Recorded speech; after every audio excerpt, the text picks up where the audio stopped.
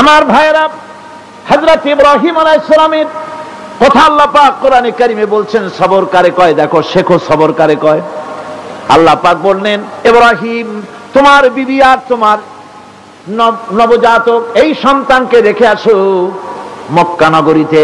তিনি চলে গেলেন, সেখানে ঘর নাই, বাড়ি নাই, কিচ্ছু নাই, চতুর্দিকে ধুধু বালু আর মরুভূমি। হযরতে হাজরা বলছেন, ইব্রাহিম সামান্য পানি আর খাবার দিয়া আমার সন্তান শুদ্ধ এখানে রেখে যেতেছো, আমি কি অপরাধ করেছি? কোনো জবাব নাই। দুইবার তিনবার বলার পরে হাজরা বলছেন, ইব্রাহিম গো, তবে কি আমার আল্লাহর হুকুম মতো আমারে রেখে যাচ্ছ নাকি? হযরত ইব্রাহিম আকাশের দিকে আঙ্গুল উঁচু করলেন। কথা বলবেন, বাক শক্তি বেরোচ্ছে না। 80 বছর বয়সের সময় একটা বাচ্চা আল্লাহ তারে দিচ্ছেন, আর এমন বাচ্চা পয়গম্বরের ছেলে, কি সুন্দর চেহারা, মরুভূমির উপরে ফালাই দিয়ে রওনা হয়ে যাচ্ছেন। মুখ দিয়া কথা সরছে না, আকাশের দিকে দেখালেন। হযরত হাজরা বুঝতে পারলেন। হযরত হাজরা বলেন, ইব্রাহিম কোনো চিন্তা নাই, নিশ্চিন্ত মনে বাড়ি ফিরে যাও। আমি আমার আল্লাহর উপরে এতটা ভরসা করে আল্লাহর হুকুমে যদি আমার এখানে রেখে যেয়ে থাকো, আল্লাহ পাক আমাকে আর আমার কলিজার টুকরা ইসমাইলকে পানিতে আর খাবারে মারবেন না, অবশ্যই তিনি ব্যবস্থা করবেন। ব্যবস্থা হয়ে গেল। হযরত ইসমাইল বড় হয়ে গেলেন। আল্লাহ পাক অর্ডার করলেন, জবাহ করো ছেলেকে। হযরত ইব্রাহিম আলাইহিস সালাম যখন জবাহের প্রস্তাব করলেন, হযরত ইসমাইল তা আপত্তি করতেন, বাবাজি আমার মায়ের আর আমাকে বাচ্চা অবস্থায় ফেলে গেলেন, খাবার দেন নাই, পড়ার দেন নাই, বছরের পর বছর আমাদের এখানে কাটলো, দেখতেও আসেন নাই, আজ আসছেন জবাহ দিতে। এটা কেমন কথা? কি ধরনের বাপ আপনি? এরকম বলছে নাকি? এরকম বলছে? হযরত ইব্রাহিম আলাইহিস সালাম প্রস্তাবটা কিভাবে পারলেন? আল্লাহ পাক কোরআনে কারিমে দৃষ্টান্ত রেখে দিয়েছেন। আল্লাহ পাক বলছেন, হযরত ইব্রাহিম ছেলেকে বললেন, ইয়া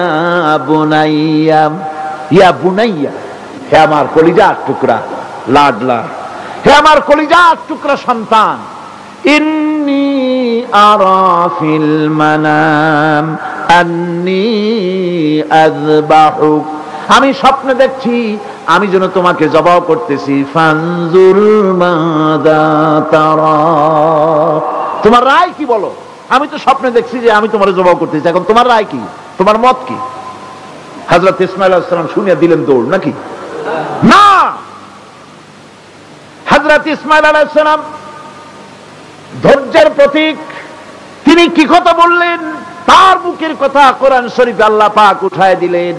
হযরত ইসমাঈল বললেন, ইয়া আবাতি ফাআল মা তু'মারু সাতাজিদুনি ইনশাআল্লাহু মিনাস সাবিরিন, হে আমার পিতা, আপনি যে ব্যাপারে আদিষ্ট হয়েছেন আপনি তা পালন করুন, অবশ্যই আমাকে ধৈর্যধারীদের মধ্যে পাওয়া যাবেন। সুবহানাল্লাহ।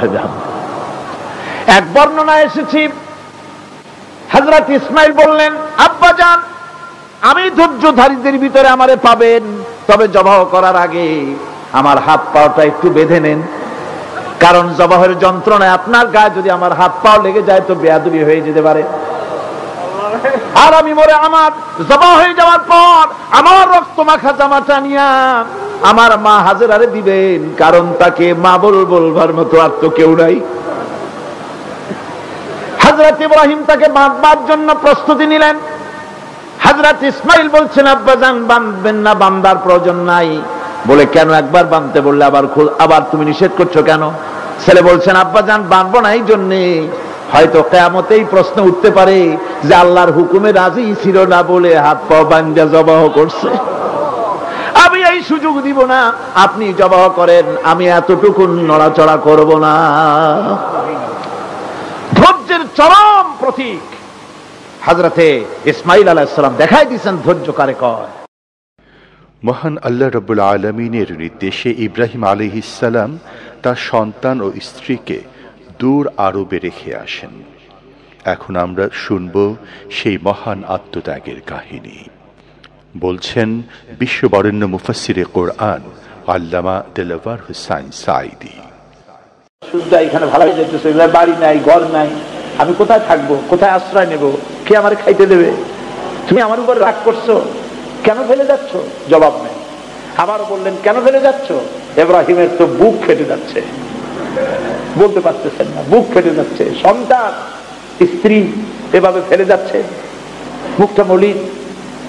হযরত হাজরার হুঁশ এলো। হযরত হাজরা বুঝলেন ইব্রাহিম সাধারণ মানুষ নন, তিনি আল্লাহর নবী, আর নবীরা আল্লাহর হুকুম ছাড়া কাজ করেন না। প্রশ্ন করলেন, ইব্রাহিম তুমি যে আমার এখানে রেখে যাচ্ছ, এটা কি আল্লাহর হুকুম? হযরত ইব্রাহিম বলছেন, অবশ্যই অবশ্যই। আর কিছু বলতে পারলেন না, উপরে আঙ্গুল টোছা করলেন, আমার আল্লাহর হুকুম, তাই তোমার রেখে গেলাম। হযরত হাজরা বলেন, ইব্রাহিম মনে কোনো কষ্ট নিও না, কোনো চিন্তা করো না, তুমি নিরাপদে নিশ্চিন্তে বাড়ি চলে যাও, আমিও কোনো চিন্তা করব না। কারণ আল্লাহর হুকুমে যখন তুমি এখানে রেখে যেতেছ, আমি আমার আল্লাহর উপর এত বিশ্বাস করি যে আমার রব্বুল আলামিন তিনি যখন আমাকে মরুভূমিতে আমার বাচ্চা সুদ্ধা ফেলাই দিতে বলেছেন, আমার আল্লাহ এমন মেহেরবান যে আমার এই কলিজার টুকরা সন্তান আর আমারে না খাওয়াই আল্লাহ মারবে না।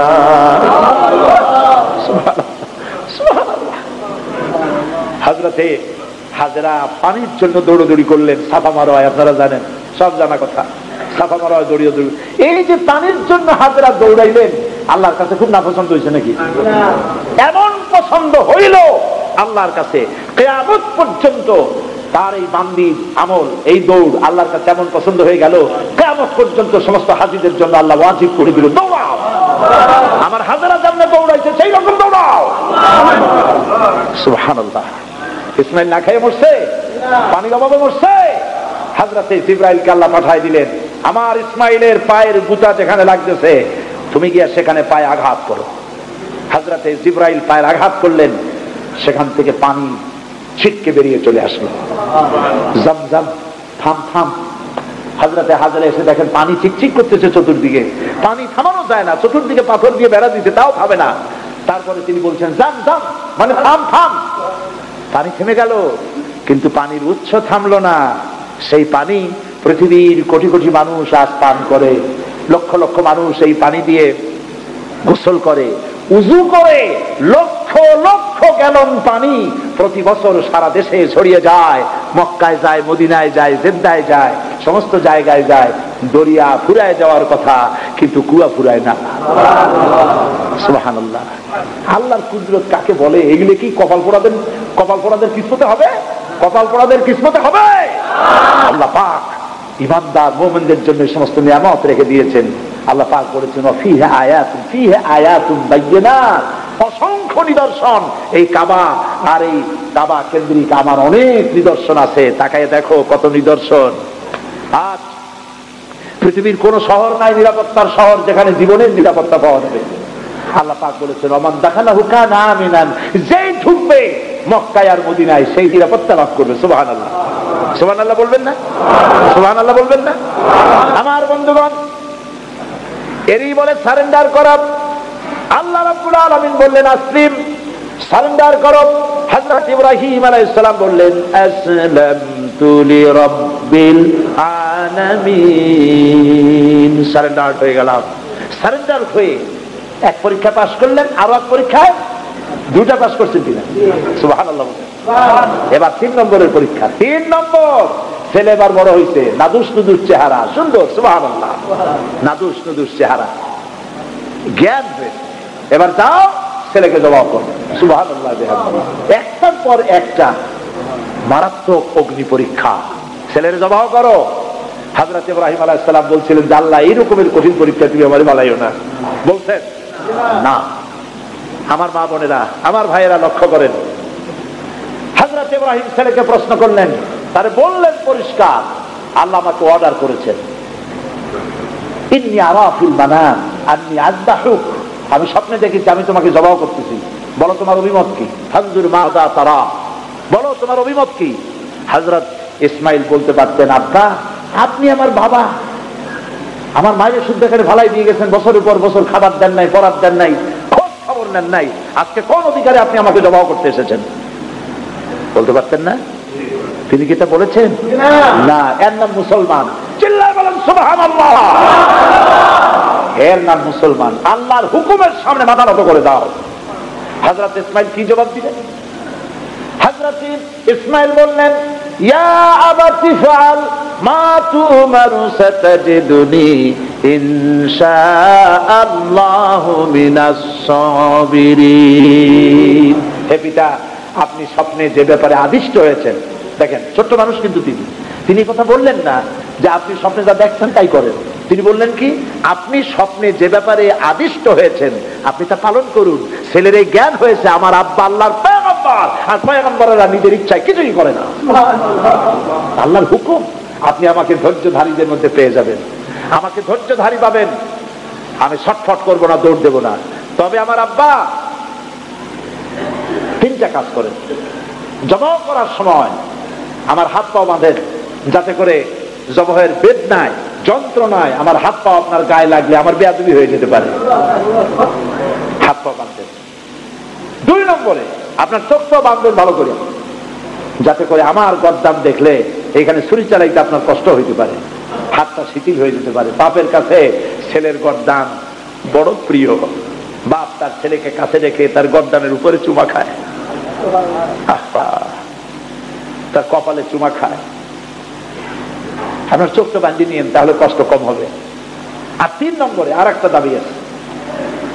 3 নম্বরে আর একটা দাবি হলো, আমার মা হাজেরা জনম দুঃখিনী মা, আমার কোন সন্তান তার নাই, মা বলে ডাকবার মতো।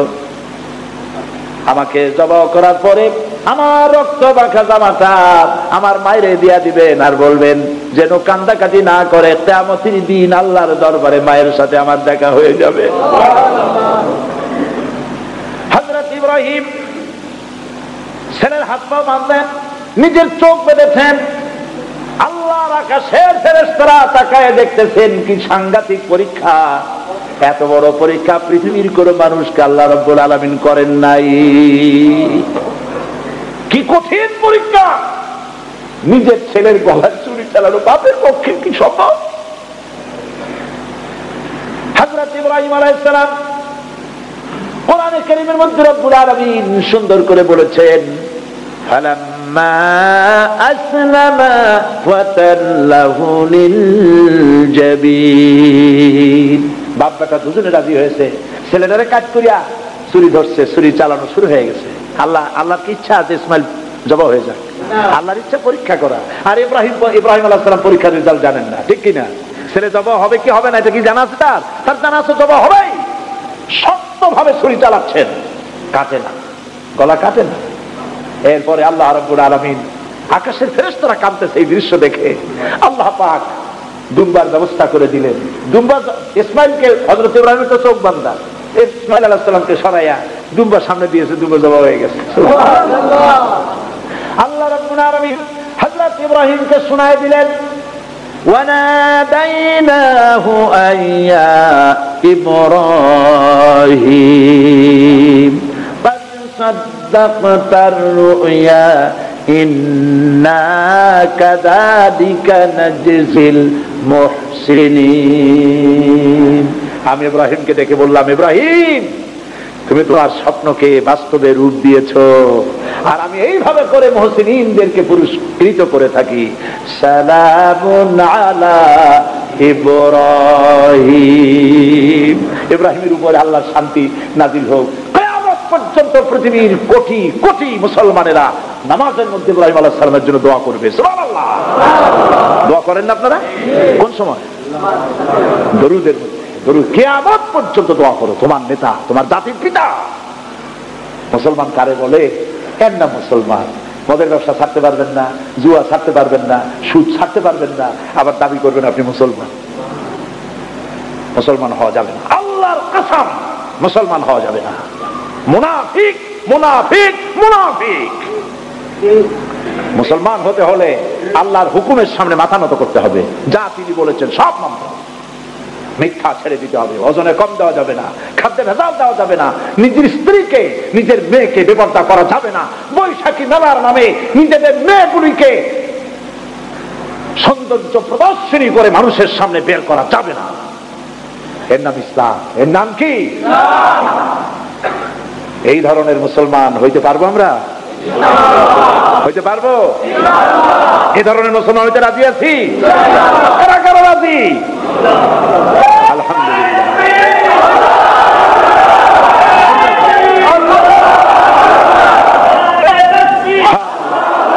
বলি আলহামদুলিল্লাহ।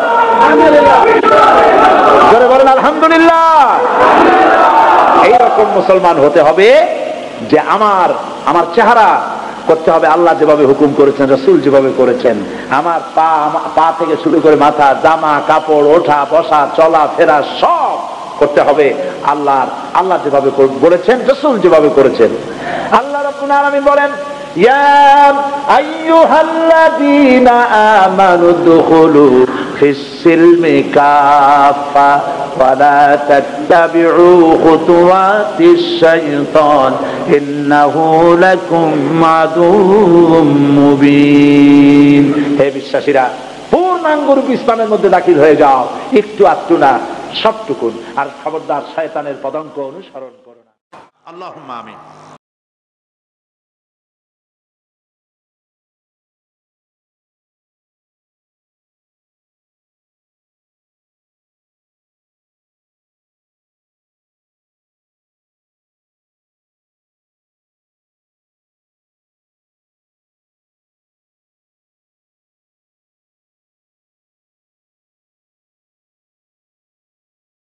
জনতা, আজকের এই প্রথম দিনেই আল্লাহ তাআলা কোরআনের এই মাহফিলে দীর্ঘক্ষণ ধরে তোমার কোরআনের কথা শুনে তোমার দরবারে হাত তুলেছি।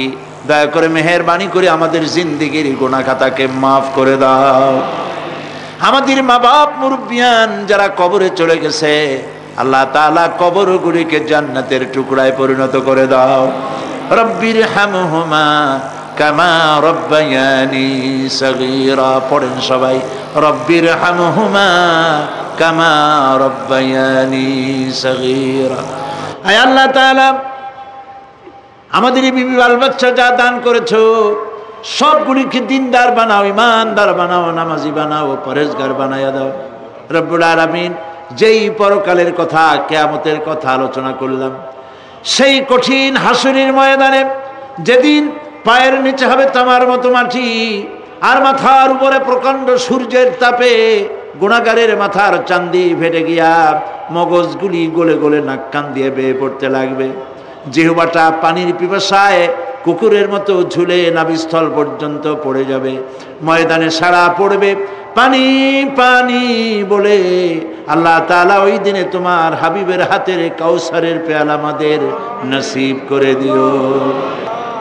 आह जाती है फलक पर रहम लाने के लिए, आह जाती है फलक पर रहम लाने के लिए, बादलो हट जा दे दो आह जाने के लिए। रहम कर अपना ना आईने करम को भूल जा, रहम कर अपना ना आईने करम को भूल जा। हम तुझे भूले हैं लेकिन तू न हमको भूल जा।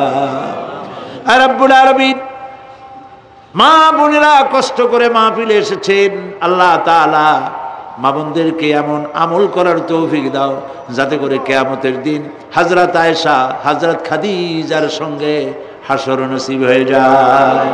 রব্বুল আলামিন, এই মাহফিল বাকি 4 দিন তোমার কুদরতি নিজাম দিয়ে আল্লাহ তুমি পরিচালিত করে দিও। সারা বাংলাদেশের মানুষ বিভিন্ন জায়গা থেকে এই মাহফিলে আসে। আল্লাহ তাআলা প্রতিবেশী দেশ থেকে আসে, যারা প্লেনে আসেন অথবা গাড়িতে আসেন, পায়ে হেঁটে আসেন, যিনি যেভাবে আসেন, আল্লাহ তাআলা যাতায়াতকে তুমি আসান করে দিও, বিপদ মুক্ত করে দিও, আল্লাহ দুর্ঘটনা মুক্ত করে দিও।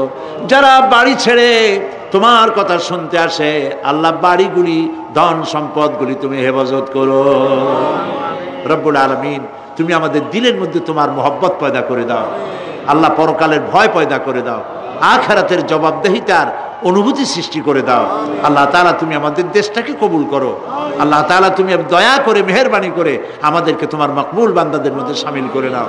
আল্লাহুম্মা জাআলনা মিনাত তাওয়াবিন ওয়াজআলনা মিনাল মুতাতাহহিরিন ওয়াজআলনা মিন ইবাদিকাস সালিহিন ওয়াজআলনা মিনাল্লাযীনা লা খাউফুন আলাইহিম ওয়া লা হুম ইয়াহজানুন। রব্বানা তাকাব্বাল মিন্না ইন্নাকা আনতাস সামিউল আলিম ওয়া তুব আলাইনা إنك أنت التواب الرحيم سبحان ربك رب العزة عما يصفون وسلام على المرسلين والحمد لله رب العالمين واجعل آخر كلامنا عند الموت لا إله